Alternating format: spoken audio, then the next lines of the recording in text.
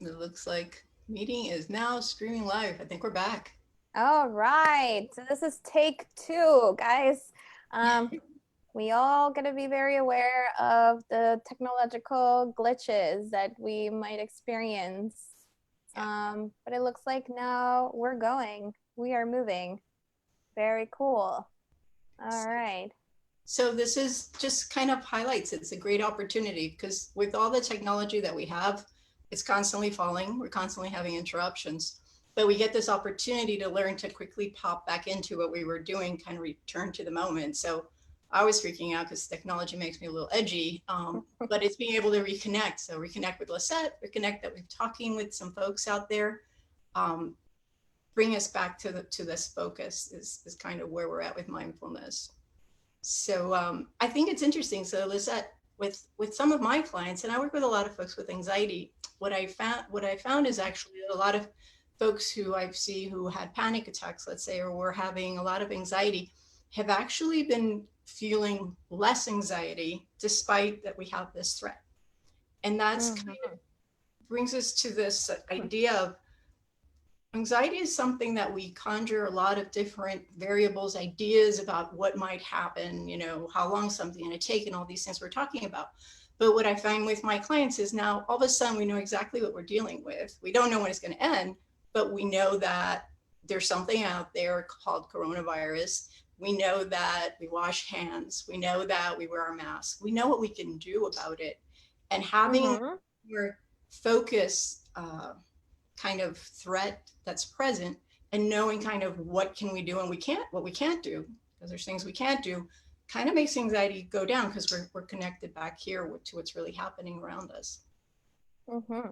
And I think that's such a good point. I think it's surprising, but in many ways, people who have been dealing with anxiety disorders and perhaps have done a lot of like the mindfulness work, I've noticed the same thing. It sounds like they're able to kind of connect with the here and now a little bit better and notice those kind of things that are in our control versus like those things that aren't in our control, which I think is kind of like the biggest shift that we need to take a look at when we were looking at mindful awareness and mind shift, to Mm-hmm. be able to look at here and now, what can be okay, this is just all right, like right now we're just sitting here, talking to each other, versus like what's out there out of my control, I can't really work with that. It really has been helpful. And Yeah.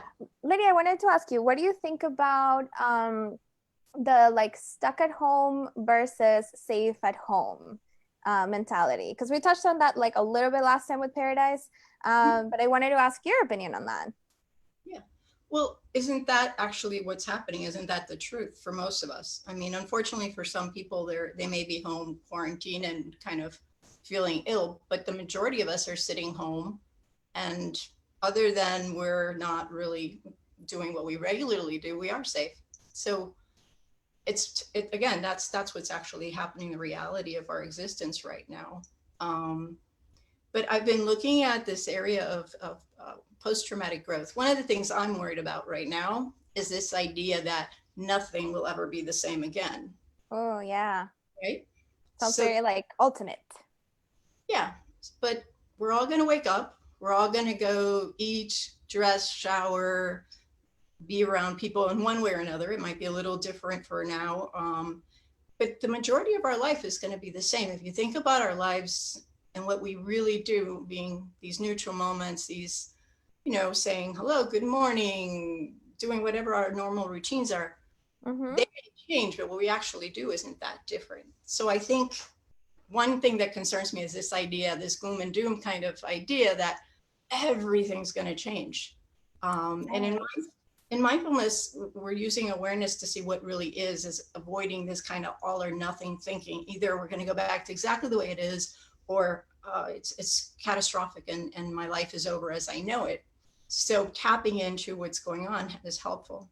The other thing that kind of concerns me with this situation we're in is that one of our fight or flight, one of our reactions to stress is to avoid things. And some of the things we might be using. So, and I'll confess, I am not a television watcher. I probably watch an hour of television a day. Mm-hmm. but I'm catching myself kind of sitting in for a couple hours, or I take in a show at lunchtime.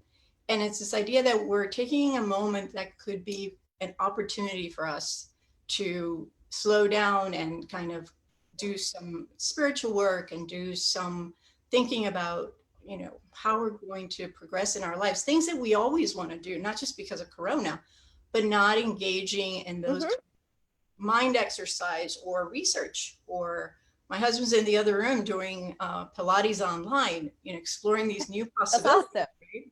Because how many of us Yeah. don't work out because we can't get away, or there's kids out there and things like that.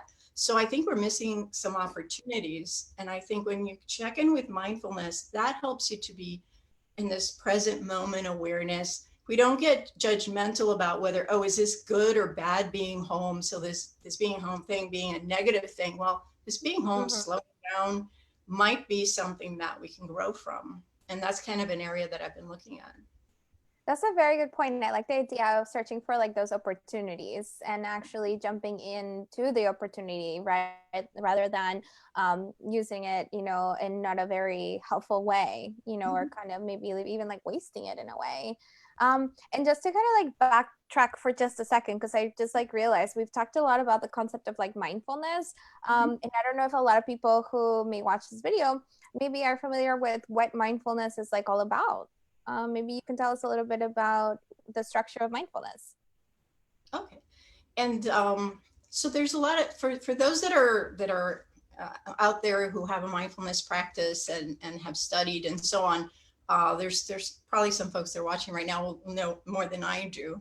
But if you're just being introduced to it, a lot of people, and I actually had someone last night knew that they're like, well, I can't do that because I can't turn my mind off. It's this idea that mindfulness is just meditation, that mindfulness is about zoning out, and it's quite the opposite. Mindfulness is about tuning in to what's happening, and the meditation is a way for us to focus our attention. So the only way that I know that I'm safe in my house right now is, and I can tune into my body. I can do a body scan. I could be listening to the sounds in this room. I can look over here on the other side of my screen and look at Lisette. So in the meditations that are in mindfulness, we are turning inward, but we're also turning inward, gathering information about what's going on in our bodies, what's going on in our minds, what are kind of our emotional states, or we're turning into the experience of just, that is part of the experience of being alive, or we're taking in information, sights and sounds and so on. But the real heart of mindfulness, and today I was listening to one of my favorite YouTube videos, which is Habits In, talking about 9 attitudes of mindfulness. And the mindfulness attitudes are the core of mindfulness. So we're talking about things like using beginner's mind. That's one of the core attitudes in mindfulness, and that's a great way to right now experience what's going on. So in beginner's mind, we kind of take the perspective that we're looking at things as if we've never seen them before. And I share with people that sometimes we bring beautiful things in our lives. We go through, decorating a home and buying comfortable furniture, or we go through finding that mate that makes us happy, or a piece of art, or anything that we find so exciting when we first get it. And then what happens is that we start kind of forgetting that it's there. So in beginner's mind, was that attitude, we're tapping into looking at everything as it's new. So as we're sitting at home right now dealing with Corona, take a minute to look around and see what comfortable things you've put into your home. It can be the smallest thing, it could be something big. And if you're with a partner or your children, really sitting back and taking a breath and like just staring, just watch them. What is it about your partner that you find lovable or attractive or interesting? So there's several attitudes, but that I think is kind of the starting point. We start with this curiosity. And Judson Brewer, who does research on anxiety and addictions, talks about how our brain, it likes to be engaged in kind of that beginner's mind and that curiosity. Curiosity is actually on the spectrum. When you're looking at emotions, it's on the happy spectrum. So we can be sitting through Corona, dulling our senses and dulling our experience, or we can be using the curiosity that really elevates our mood and gets us reconnected with possibilities. And like we were saying, like possibilities of checking in with ourselves and those like lunch breaks, downtime, that I think like as we're trying to kind of like continue in a routine, because I keep hearing this from like so many like podcasts or like articles or things like that. Keep our routine, keep our routine. And it's like I like that idea, but I also feel like we have to incorporate a little bit more of like mindfulness when it comes to like routine, because it's very easy to forget like the novel, like new. I like the beginner's mindset of seeing what's like just around us, like in front of us. Mhm. And I think when we're go go go routine routine routine, like there's maybe not a lot of opportunities to like really like stop, to like stop and be aware and be curious, like you were mentioning. I mean, and how about a little curiosity around those routines that we're so crazy to get back into, and do the routines even serve us? What are some of the routines we've gone into that aren't necessarily that healthy? Um, Good point. Good point. Like so go I was ahead. gonna I was gonna say like I was sorry. I was like talking to my sister and she's like I keep yelling at my dad because it's my sister, and she's like, oh, he's supposed to always get up and like change out of pajamas like really early and like da da da, and I'm like thinking like he's like about to retire, like you know what I mean, and I'm not sure that that's like the best way to make sure that he's starting his day. Like maybe it is about like being able to be in relaxation in the morning, maybe do some meditation in the morning, like that has been his routine. But like what you're mentioning is like, is that the best though? Is like the best way of actually keeping our routine? Is that what we need to be like doing or be so anxious about getting back to? Yeah, yeah, and another attitude in mindfulness is the idea of letting go.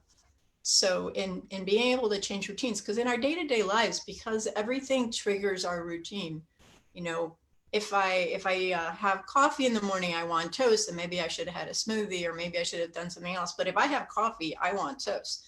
So in our day-to-day routines, we get these built-in patterns that it makes it really hard for us to kind of do a shift like you're talking about. But in a time where so many things are disrupted, it is a great time, with that curiosity, go, well, if I can't do it that way, or maybe there's a better way for me to get my energy in the morning than to have that coffee. Maybe I do a meditation, or maybe, throw on some music. Everybody's got music, and everybody has a little space to dance, and nobody but you and whoever you live with is watching. So, change it up a little bit, do something that again would normally be something that's just an average thing, and really elevate it to this level of joy that we can do. So I think it's an opportunity, a lot of opportunities. I love that. I love that. And I wanted to also think about like gratitude practice when it comes to doing a mind shift. Mhm. And it's something that I've been trying to tap into a lot, and I've been trying to encourage people to tap into a little bit, just because, like you were mentioning, like if we're kind of disconnected, we're not really noticing what's in front of us. I think gratitude is one of those practices that brings our attention to those things and to be able to connect what it is, what actually is in front of us. Mhm. Yeah, and that's one of those mindfulness attitudes that I think um, we need to bring into practice more. One of the things we're all worried about right now is my immune system, because what if we catch? I mean, one thing is catching this coronavirus, and the other thing is catching it, getting through it, getting better quickly, and not having any serious adverse events. So one of the things that's proven to help you with your immune system is this practice of gratitude. Um, and we can be grateful at any given time for so many things. It's just a matter of stopping and doing that, Mm-hmm. connecting with people. Lisette and some of my friends the other night, we got together and we had a little house party online. And that was, I've been feeling the heaviness of the situation, wherein not being able to visit with my friends. And that was just such a joyful moment for me because, here was this collection of friends that I always like, and maybe I don't always get to see them together, but that gratitude that I've met them, that they've had an impact in my life, and that we're still so connected, especially right now. I sat with that feeling, and I went to bed that night, feeling really, really relaxed and peaceful, because it wasn't just doing. And as you all are doing these meetings, reflect on it when you're done, just how amazing it is that we can do this, have this connection, and even though we're inside our houses, we can still do it. But this idea of gratitude, that's one of the, I've been looking at post-traumatic growth. So how people go through really adverse situations, or traumatic events, and actually grow from that. And here's where I've been thinking is that we really have to practice using the word and. So coronavirus sucks, and And that's right, awesome. um, and come up with the and, because that's where we get. And there's kind of 5 factors to this post-traumatic growth that people report, that after they go through a traumatic event, they come through with that. Tedeschi and Calhoun actually created an instrument for measuring that, and we look at things like relating to other people, uh, how that is enhanced through these traumatic events. And I think we're seeing a lot of that right now. Mm-hmm. Having appreciation for things. I go for a walk, and I walk, and the point is to get those steps in. And yeah, it's a nice day outside, but I have never enjoyed sunlight so much in my life. I'm not like a sun person. So appreciation for these little details, like gratitude piece, that we tend to develop that during this time, but we can hang on to it so that it's something that we have when this is over, having Mm, kind of this spiritual enhancement. And that means whether we learn mindfulness, whether it's being with nature when we get a minute to get out there, or our typical traditional practices that a lot of folks have, really connecting with them, finding new possibilities. So for us psychologists, we're all doing telehealth now, and we didn't do much of that before. So here we are in the middle of this, finding a way to give people more accessibility to get help.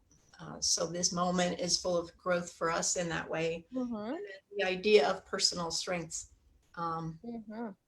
Learning that I can't be still. A lot of people, I can never sit still, I can never just relax. You're forced to be still right now. um, Yeah. and kind of thinking about, maybe when we get to the other kind of questions, I'd love to hear from people how they're finding those 5 factors. Maybe they're noticing that kind of post-traumatic growth in their lives already.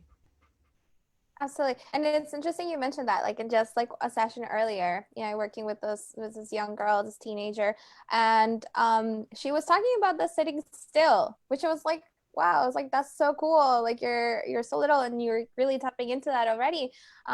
Because I was like, how are you holding up? You're like home, you're not doing much, you're kind of like, and she's like, nope, I'm taking advantage of it. I'm like, really? Oh, that's so cool. Because she was talking about that. She was she's working a lot in like body image, and a lot of times she was very disconnected from her body, as we were mentioning, like the go go go like all the time, which I think we all do in many ways, and we forget about like what our needs truly are, and we don't connect with our bodies, and we're disconnected in the next thing and the quick and the routine, and like we don't stop and just watch, you know Yeah.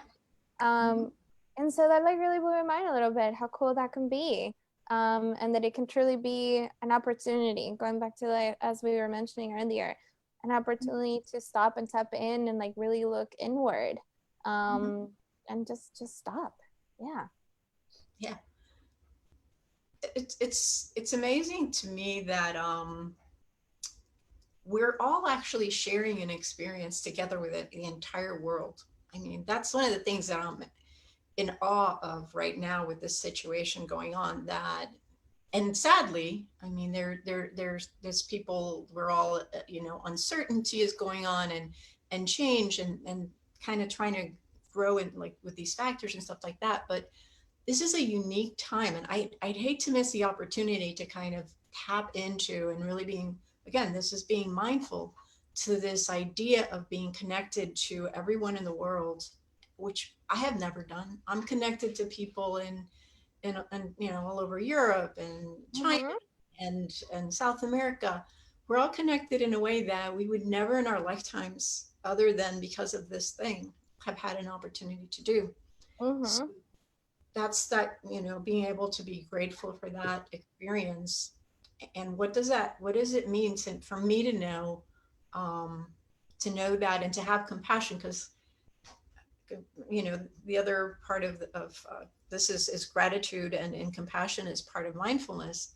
Um, that compared to a lot of people, we have things so much better. Um, and really thinking about when we get through this, or while we're going through this, how do we support?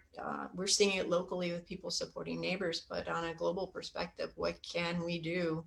Because Mm-hmm. you know, there's places where uh, it's a lot worse than Yeah. with. Mm-hmm.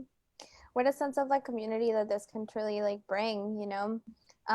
It's super silly, but like I've started using like the hashtag quarantine just because I really like that perspective. Like we're a team right now, we're really going through this like together, and we're all kind of like writing the book as we go because nobody's like lived through a pandemic before. Like literally I was like, what is my another session I was having, this girl was like, what's the difference between a pandemic and an epidemic? And at first I was like, I don't know, because it's like it's so like a new concept in so many ways for us. Mm-hmm. But yet we're all figuring it out together. Mm-hmm. I think that brings such a big sense of community. Mm-hmm. And when we can be grateful for having other people to talk with, you know, especially like that we have the accessibility of video. You know, 15 years ago, this would have been so different. And I think it would have been really sad, especially like I'm more of an extrovert, to not be able to see friends and have house parties like we did. You know, it's Yeah. awesome. Um, so just reminding ourselves of like the little things can make a huge difference, you know, and can bring, sorry, a lot of community, really.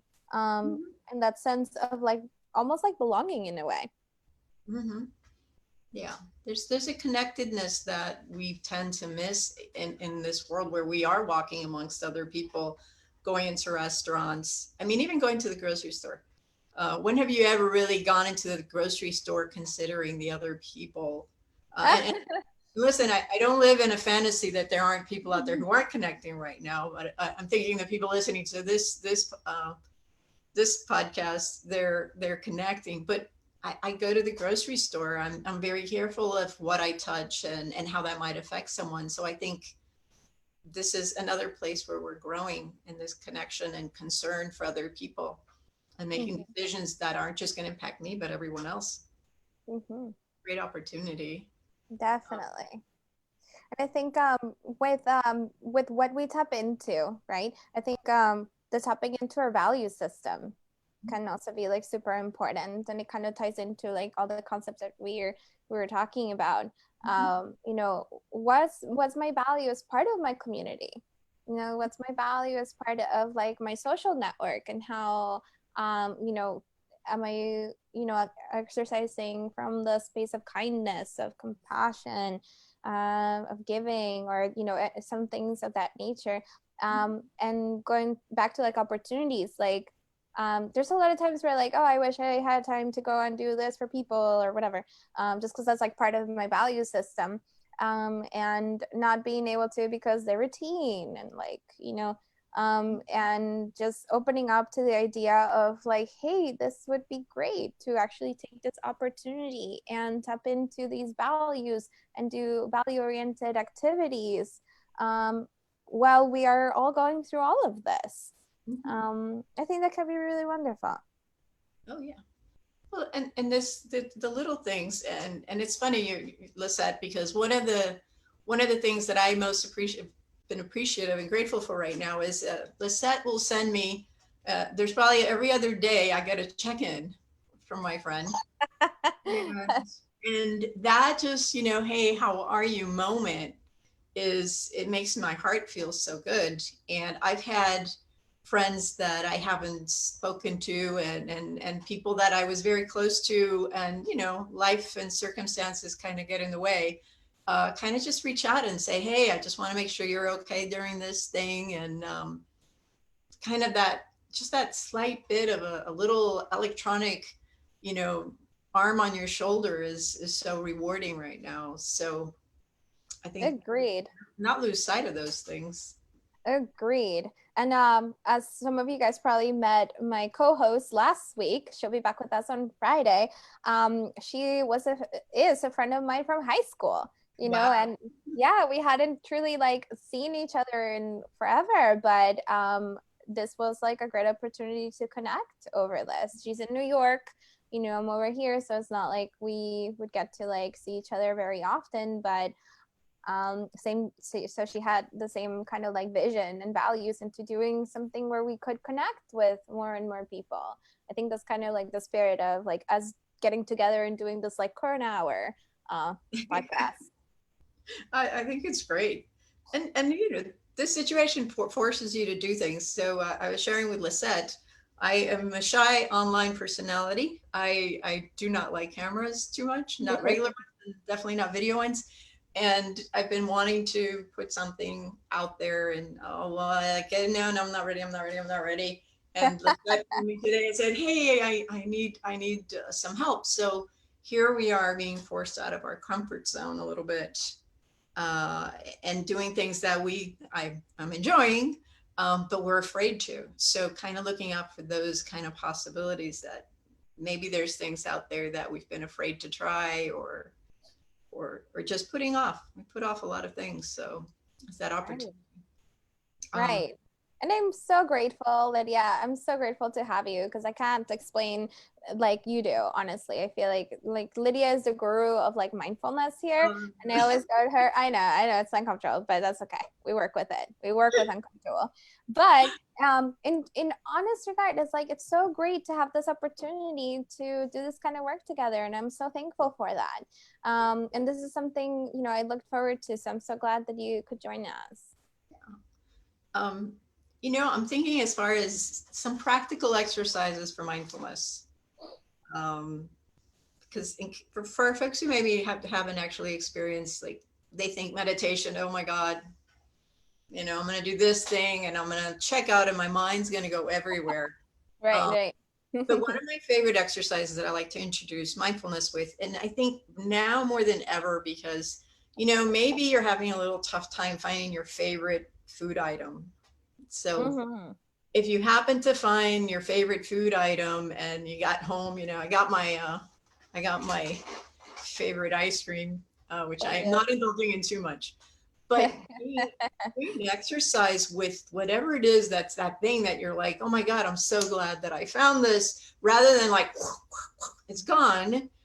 Taking that moment that is just an average moment. So, having a few scoops of ice cream and elevating that to the pleasant, and actually elevating that to the really, really awesome. Um, we take a moment, bring out whatever it is that you have. If it's packaged, take your time unwrapping it.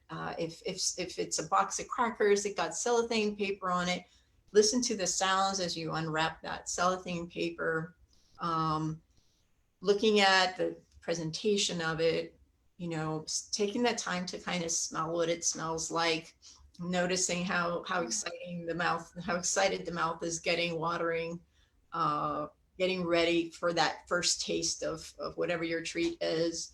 And then taking that first bite and really like take all your senses and kind of all your attention, just Mm-hmm. focusing on the sensations, not just the taste, but kind of with ice cream, it's cool.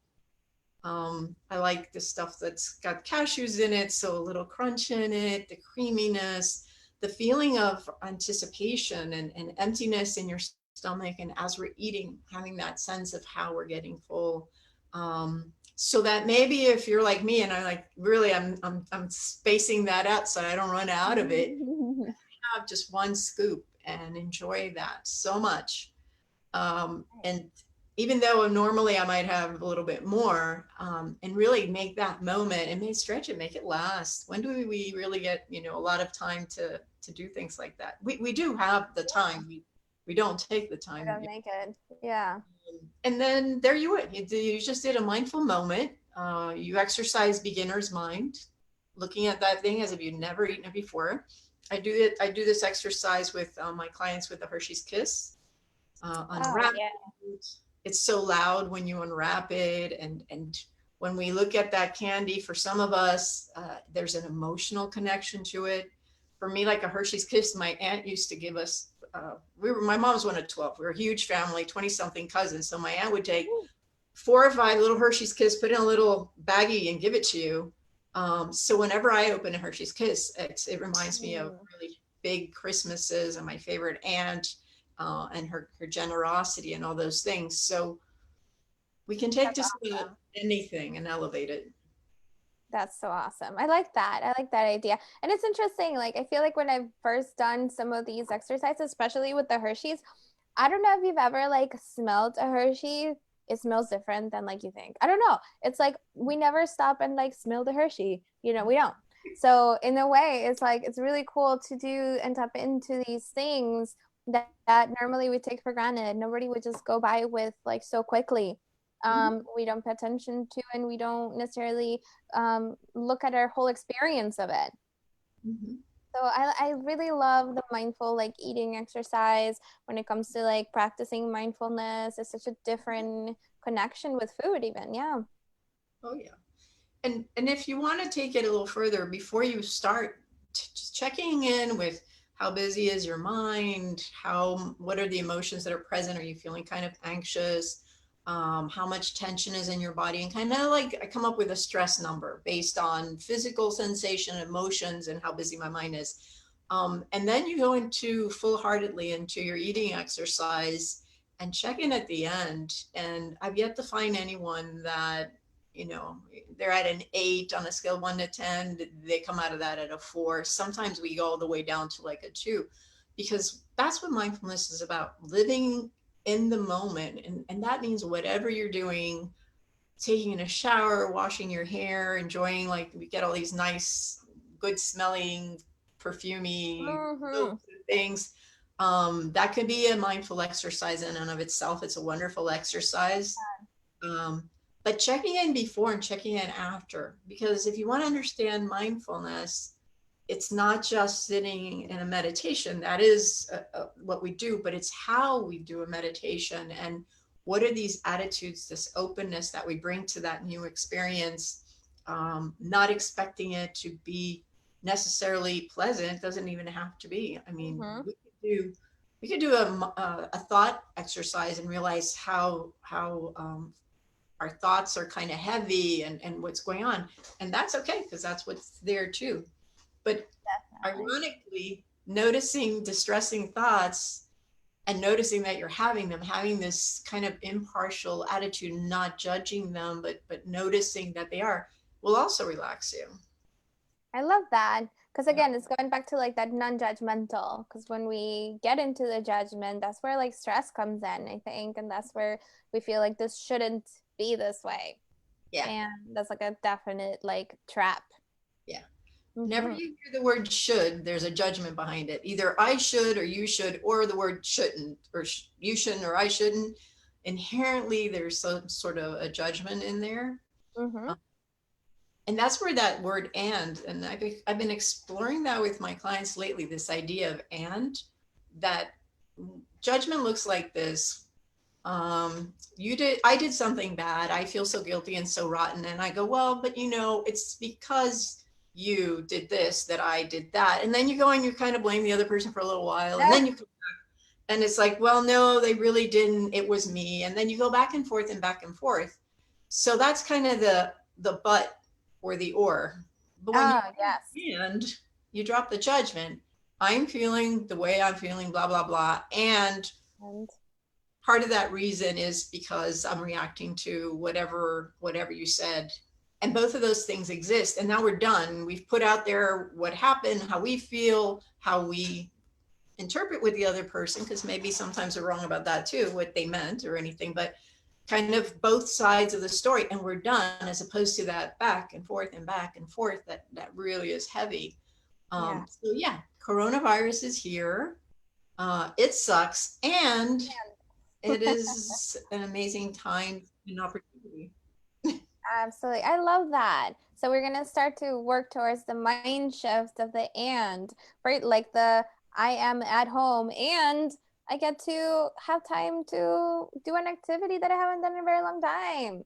I get to be more with my dogs, and I get to take little coffee breaks in between sessions. I don't know. I'm just like thinking of in my own experience right now, those ands that maybe I haven't even tapped into that much. I love that. Very cool. Thank you. Um, Mm-hmm. from a health psychology perspective, so that's kind of the area of psychology that I focus on is health psychology. Trying to have control in a situation that feels like we have no control.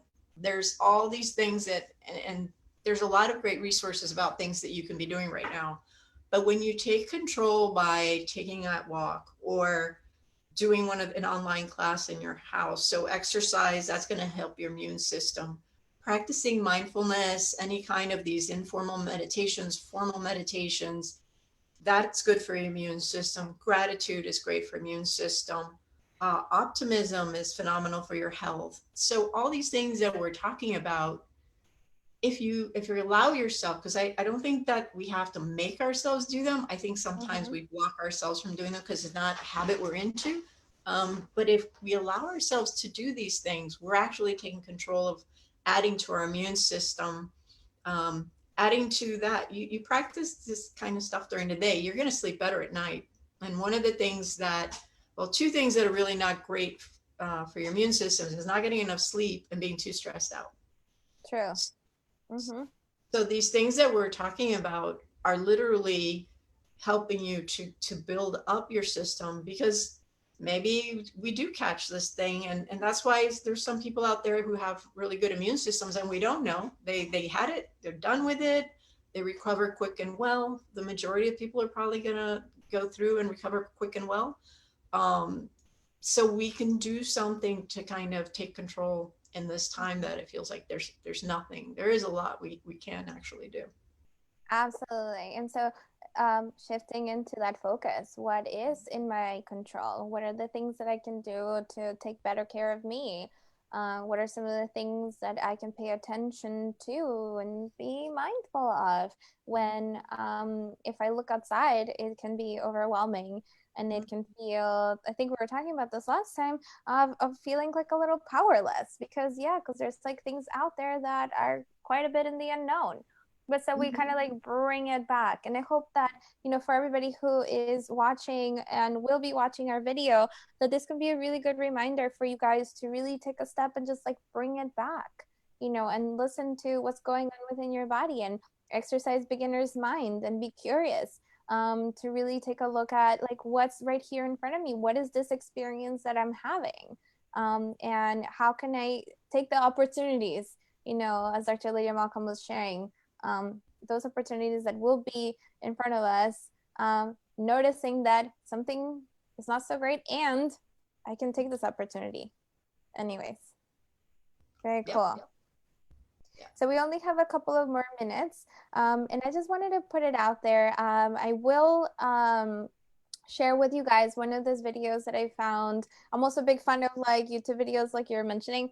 And there's this one by Dr. Ruth Harris. He's one of the pioneers of like ACT, acceptance and commitment Oh, therapy. yeah. And he came out with this like acronym. It's called Face COVID. And it's all based on mindfulness, which I thought Awesome. was like so cool. And of course, leave it to him to like come up with the stuff. Oh, and he's Um, a great guy. He's awesome. Yeah. Yeah, I love the way he like speaks. Everything is like really kind of like simple and understandable. So I appreciate that. So I will copy that link into our event so you guys can kind of watch out for that. And it stands for different approaches to building mindfulness through the situation in which we're at. Things that we talked about, like tapping into our bodies, checking in with our thoughts, and just being present and aware. Yeah. So once again, Lydia, I really, really, really want to thank you for being here. My I pleasure. appreciate everything that you were able to share. And for those of you guys who want to learn a little bit more about Dr. Lydia Malcolm, maybe you can give us like your website or where they can kind of reach out to you. So my website is authenticbh for behavioral health.com. So authentic, B like boy, H like Harry.com. And you can get some more information about the work that I do and get my contact information from there. Mhm. Um, and I'm probably going to I'll share with, I'm trying to put together like a list of resources and videos that I really think are helpful at this time. So I'll share that with Lisette if you want to share it with everyone. Thank you. Absolutely. I think we can always put it right here on the event page. I'm gonna try to keep it all under like one thing so that once we do our podcast every Tuesdays and Fridays, you guys can have access to like whatever information we will kind of like put together, and all of our speakers will have their videos in the same section. So before we go, I do want to remind you guys that next stuff, like this Friday coming up, we will have Dr. Michelle Stoyle joining us. And she's a licensed psychologist here in Florida and Ohio. And she specializes in OCD and anxiety disorders. And she's done a lot of work on trauma as well. So she's a great resource for anybody that might have questions in regards to the situation right now, how it affects trauma, how people who have previous experiences of trauma may be dealing with it. And of course, she'll talk about like some of the interventions that we can like look out for and also practice. So that's this Friday coming up at 5:30, and we look forward to having you guys there. And so, Lydia, again, thank you so much for joining us for this talk. You guys will see her website afterwards in the comments, so you guys can reach out and learn a little bit more about Dr. Lydia Malcolm. Thank you for being here. Thank you. Take care. All right, bye, everybody. See you on Friday. See you. Bye-bye. Nice. Bye, everyone.